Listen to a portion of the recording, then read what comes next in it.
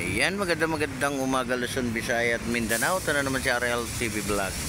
Update ulit natin itong Manila Bay ngayong araw po ng Monday. Ayan, good morning sa ating mga viewers, silent viewers. Ayan, malinis na naman po yung ating Dolomite. Ayan, maraming salamat po sa lahat ng mga naglinis. Yung ating mga Stereo Ranger ng Manila Bay. Ayan, kasama na yung ating MMDA, no? Kasama na yung ating DPS. Doon naman sila sa may area ng Manila Yacht Club, no? Ayan, maraming salamat po sa lahat ng mga nag-support ng aking channel. Good morning everyone. Good morning Pilipinas, diba? Ayan, napakalinis ng ating dagat, no?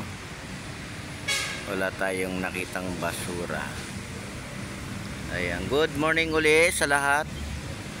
At mag-iingat pa rin tayo, no, kasi pagdating ng hapon ay umuulan, no. Umuulan sa hapon, di ba?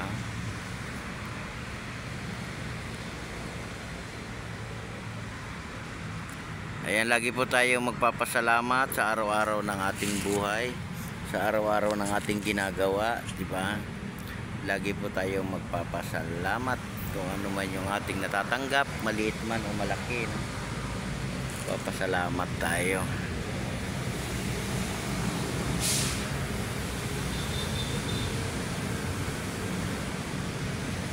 Good morning sa ating lahat.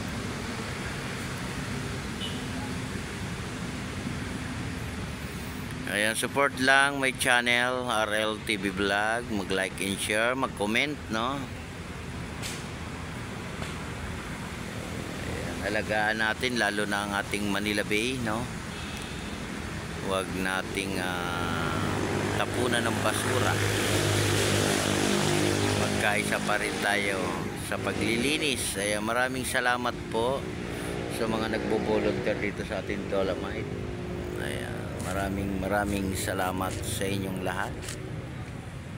Sana hindi kayo magsasawang maglinis, ano? Tuloy-tuloy lang natin yung ating pag-clean up, no? Kahit saan lugar, di ba? Hindi lang po rito sa Manila Bay. Lahat po ng area maglilinis tayo, no? Ayan, good morning din sa ating mga kababayan natin sa probinsya, lalo na sa abroad, ating mga viewers dyan.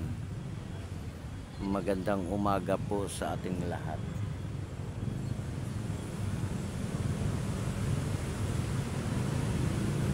Ayan po yung ating mga barko, no, lalaki.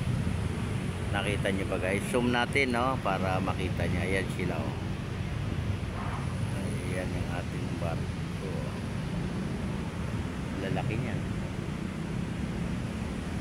Ayan, may ibon pa, oh. Ayan, oh, palipad-lipad, oh. Lilipad, pad. Lumilipad.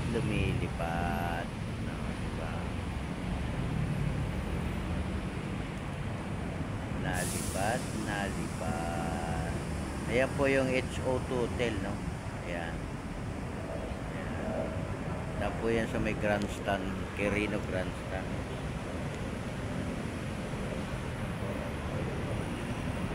Alam mo naman yung aking zoom, may 4 lang, ano? Hindi natin may susum ng malapitan, no? Yung talagang malapit na malapit, di ba?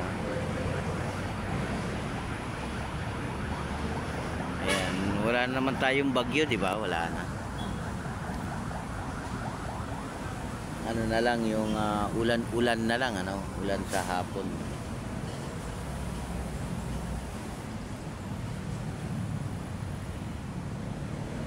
Ayan, open po tayo, no? Mamasyal po kayo. Bukas po yung ating Dolomite. Ngayon po ay hindi masyadong marami ang tao, no? Kasi yung iba ay may pasok pa. Yung iba ay nasa trabaho, no? Ayan, papasok na naman yung ating hundas, ano? Ayan, yung iba naman ay naglilinis na sa kanilang mga puntod, no? Yung iba naman ay nagpipintura, yung iba ay naglilinis, no? Yung iba binabras pa yan, di ba? Binabras pa nila yung kanilang mga puntod, ano? Pinapalitan nila ng pintura. Ayan. Iyan na naman po tayo, mag-uumpisa na naman po tayo ng November, no?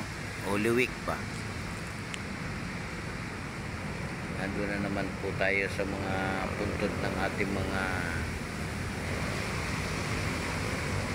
magulang natin, diba? Ating mga mahal sa buhay. Kailangan din natin silang puntahan, no? Kasi minsan lang naman sa isang taon yan.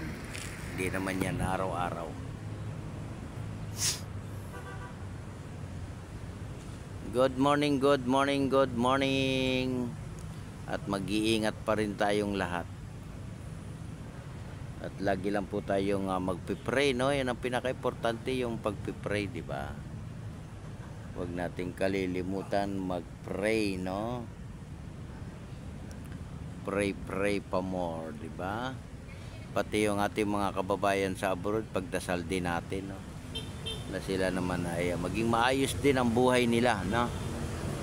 Lalo na yung ating mga kababayan sa probinsya, di ba? Huwag tayong makakalimot mag-pray. Yan ang pinaka-importante talaga, yung pagdadasal, no? Di ba? Na minsan kasi nakakalimot na rin tayo magdasal, magsimba. Di ba? Huwag nating kalilimutan yan. Yan ang pinaka-importante sa lahat. Yung magdasal, magsimba, o bago matulog, paggising, pray, di ba? Pagdita natin yung ating mga kids na sila naman ay makatapos din ng pag-aaral. Sila naman ay makapaghanap buhay din balang araw, no? Kung saan nila gustong pumunta, di ba? Importante nakapag-aral muna, no? Yan ang pinaka-importante talaga sa lahat, yung mag-aral. Kasi ang hirap pag wala tayong pinag-aralan, di ba? Ang hirap, mahirap ma-apply ng trabaho. Kailangan meron tayong natapos, no? Kasi pag may natapos ka, may pagmamalaki tayo, di ba? Kahit saan bansa, pwede tayo pumunta, no? Kaya maraming salamat po sa lahat ng mga nanood ng aking live, sa lahat ng mga nag-like and share, no? Mga nag-comment, sa mga bumisita sa aking live. Thank you po sa inyong lahat na hindi pa rin kayo nagsasawa mag-support, ano? Diba? Itong pagbablog natin ay pinakalibangan na natin to, ano? Para hindi tayo masyadong na-stress ba. Libang-libang lang. Para yung ating mga kababayan sa ibang bansa, napapanood din nila itong ating Dolomite, no? Yung ating Manila Bay, nakikita nila yung kung ano yung mga ginagawa rito, naglilinis. May mga volunteer, di ba? May namamasyal.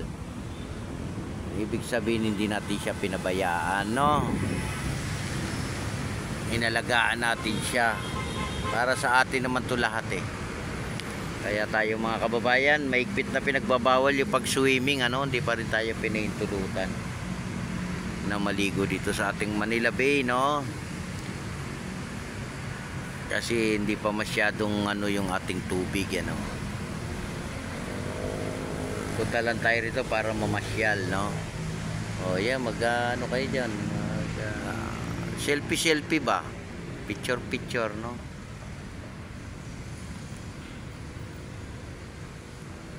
Yan, dati makikita nyo ang ibon, napakadala. Ngayon, napakarami na, dumadapo. Napakaraming ibon na. Yung mga ibon na no, yung kulay puti, nanginginain yan, eh. Nanginginain yung mga ibon yan, eh. Kaya busog na busog yan. Nakain nila yung malilit na isda, no? Haba pa naman ang mga tuka niyan. Sakit din yung mga gat, eh. Kaya sumikat na naman yung araw. Ingat pa rin tayo at mainit na naman ang panahon. Makakapagpatuyo na naman tayo ng mga damit, ano? Kaya sa mga naglalaba, sige lang, laba lang ng laba hanggat walang ulan, ano? Para matuyo, no? Meron tayong magamit sa araw-araw. Natatalo ako ng sikat ng araw, no? Nag-bablard yung aking cellphone. Ayan, maraming salamat po sa mga nag-support sa aking channel. Ay kung araw-araw laging bewok lang ang update ko, di ba? Okay na yan. Lagi Manila Bay, ayos na yan. Importante nakikita ng ating mga kababayan ng Manila Bay, ano. Yun ang pinaka the best in the west, no. Ayan, maraming salamat po. Ingat po tayo lahat, no.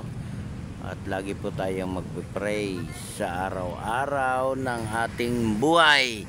Ayan, God bless po sa ating lahat. Mag-iingat po tayo at magdala po tayo ng ating payong, no. Kung tayo man ay mamamasyal sa mga pasyalan, dala po tayo ng payong, tubig, no, o yung mga pamunas, lalo na yung ating mga kids, no. Huwag natin silang pababayaan sa mga pasyalan, no, kasi yan ay takbo lang ng takbo yan sila. God bless po, ingat po tayong lahat at good morning sa ating lahat. Bye bye.